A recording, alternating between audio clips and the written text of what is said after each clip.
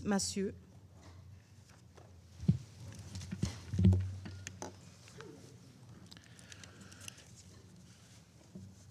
Merci, Madame la Présidente et Madame la Présidente, distingués membres du Conseil, Excellences.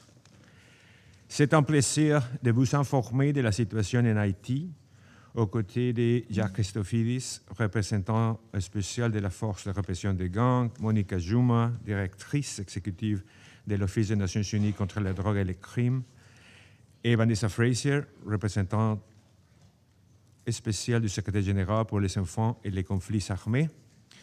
Et je salue également la présence de Son Excellence Madame Raina Forban, ministre des Affaires étrangères et des cultes d'Haïti, et la présence de l'excellent ministre des Affaires étrangères de la République dominicaine, M. Roberto Alvarez. Et Madame la Présidente,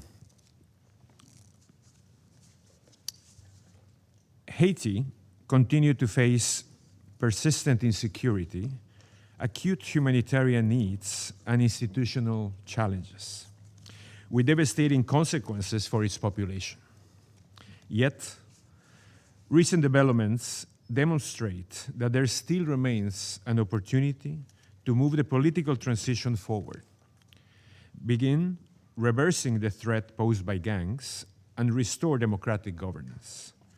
The challenge now is to sustain that momentum and translate it into tangible improvements for the Haitian people. Madam President, the transition stands at a critical moment.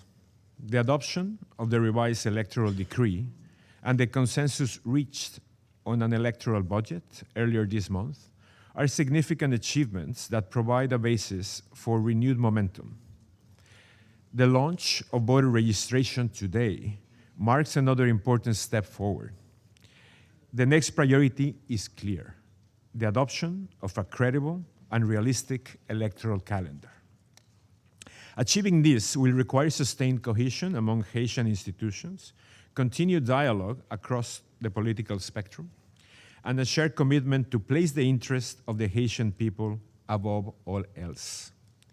I am convinced that Haitian stakeholders can work together to advance the transition, create the conditions for credible elections, and restore the functioning of their democratic institutions. Madam President, in my ongoing consultations with political parties, civil society, youth, and women's organizations, one message has been consistent: security is indispensable for credible elections. Yet, security challenges must not become a reason to delay the political process. Electoral preparations and security improvements must advance together to sustain the momentum. In this context, the full deployment of the GSF in support of national authorities remains critical to foster a security environment conducive to the electoral process. The United Nations is fully committed to accompanying these Haitian-led efforts. They must now proceed with greater pace and coherence to ensure that institutional progress delivers tangible improvements for the Haitian people. Madam President, security remains Haiti's most pressing challenge. Gang violence continues to exact a heavy toll on a beleaguered population. Millions of Haitians remain displaced or food insecure, while women and children continue to bear the brunt of the violence.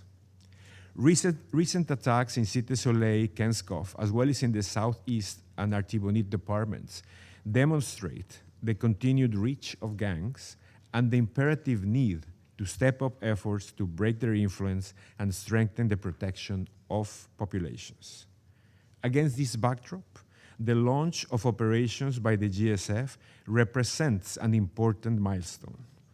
Together with the continued strengthening of the Haitian National Police and the Armed Forces of Haiti, it marks a transition from planning to implementation. The progressive deployment and scaling up of the force, with the support of the United Nations Support Office in Haiti and successful targeted anti-gang operations will be critical to strengthening national efforts to address insecurity and restore public confidence. Ensuring that these efforts continue in the near future will be paramount. At the same time, ensuring the full compliance of these operations with international human rights law and relevant international standards is also essential to sustaining legitimacy, strengthening public trust, and achieving lasting security gains. I commend the efforts of UNSO, contributing member states, regional and international partners in establishing the operational, legal, and logistical frameworks that have made this possible. Equally important is the close coordination now established among BINUH, UNSO, the GSF, Haitian institutions, and international partners. Success depends on security, political engagement, and humanitarian action reinforcing each other. Madam President, security operations alone will not produce lasting peace. Achieving it requires a broader strategy, one that reduces the appeal and the capacity of armed gangs while strengthening justice, state institutions, and providing opportunities for communities affected by violence, especially for women and children. Haiti's children are at a grave risk. Alarmingly, as many as 1 in every 2 gang members today is a child. Children are being exploited, coerced into violence, and deprived of the opportunity to build a future. Averting a lost generation must therefore be at the heart of Haiti's stabilization and recovery efforts. I welcome the sustained leadership of the National Commission on Disarmament, Dismantlement, and Reintegration to advance a Haitian-owned vision for reducing armed violence and creating viable alternatives to gang membership, particularly for children and young people at risk. This vision must now be translated into a comprehensive national program supported by the international community. As outlined in the Secretary General's letter to this Council, the United Nations has developed practical phase options to support such a program alongside initiatives to strengthen justice, accountability, and oversight. Additionally, the establishment of 2 specialized judicial units to strengthen accountability for serious crimes is an important step towards delivering justice for victims and breaking the cycle of violence and impunity.